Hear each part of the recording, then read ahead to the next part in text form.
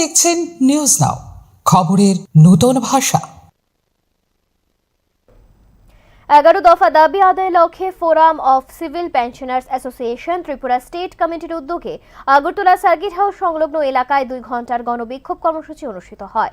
কর্মসূচিতে উপস্থিত ছিলেন সিভিল পেনশনার্স অ্যাসোসিয়েশনের কনভেনার ডক্টর ভোপাল চন্দ্র সিনহা সহ সংগঠনের অন্যান্য সদস্যরা। বক্তারা তাদের বিভিন্ন দাবি দ্রুত পূরণের জন্য সরকারের কাছে আবেদন জানান।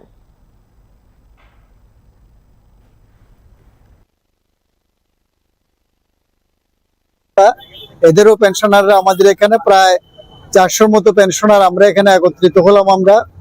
আমাদের মূল দাবি হচ্ছে কেন্দ্রীয় সরকার 2025 সালের মার্চ মাসে যে ভ্যালিডেশন অ্যাক্ট চালু করেছে সেটাকে বাতিল করা।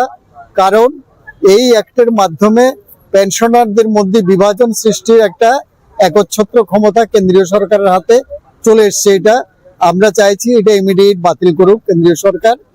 দ্বিতীয় যে মূল বিষয়টা সেটা হচ্ছে 8ম বেতন কমিশন, তার যে বিচার্য বিষয় তার মধ্যে গত 7টা কমিশন যেখানে পেনশনারদের পেনশন রিভিশনের কথাটা বলা ছিল, এইবারই প্রথম পেনশনারদের পেনশন রিভিশনের ব্যাপারে কোনো উচ্চবাচ্য নেই। আমরা বলেছি যে এই যে টার্মস অফ রেফারেন্স বা বিচার্য বিষয় এটা সংশোধন করে এই যে পেনশনার তাদের পেনশনে পুনর্বিন্যাসের ব্যাপারটা তোমরা অন্তর্ভুক্ত করো। এছাড়া আমাদের 11 দফা দাবির মধ্যে এই দুটোও আছে যে ব্যাংক এবং অন্যান্য অধিকৃত সংস্থা যেগুলো আছে তাদের অনেকদিন ধরে বেতন পুনর্বিন্যাস হচ্ছে না। তারপরে অন্তর্বর্তীকালীন একটা অনুমোদন দেয়। সেটা কেন দেয় আমরা জানি যে প্রত্যেকটা পে কমিশন তার সময়সীমা বেঁধে দেয় গভর্নমেন্ট 1 বছর বা 14 মাস, কিন্তু পে কমিশন খুব আরামের কমিশন। আমরা জানি একটা পে কমিশনের যিনি চেয়ারম্যান আছেন, যিনি মেম্বাররা আছেন, প্রত্যেকটা রাজ্যে যাবে, প্রত্যেকটা রাজ্যে তারা রাজার মতো থাকবে এবং ঘুরে এসে তারা 18 মাস 24 মাস 30 মাস পর পে কমিশন দেয়, পে কমিশন সাবমিট করে গভর্নমেন্টের কাছে।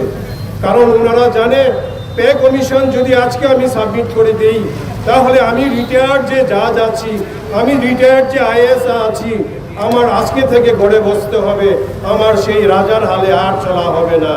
তাই ওনারা টাইম নেয়, তার জন্য অন্তর্বর্তীকালীন একটা ভাতা আমাদেরকে দেয়। সেটাও আজকে অবধি আমরা পাইনি। ডিএ বলুন, ডিএ 50% আমরা মার্চ করে দেওয়ার জন্য আমাদের দাবি আছে এবং এই দাবিগুলির ভিত্তিতেই আমরা আমাদের লড়াই করছি। আমাদের এখানে আছেন আমাদের ভাতৃপ্রতিম সংগঠন থেকে আগত এসছেন যারা বিএসএনএল ব্যাংক।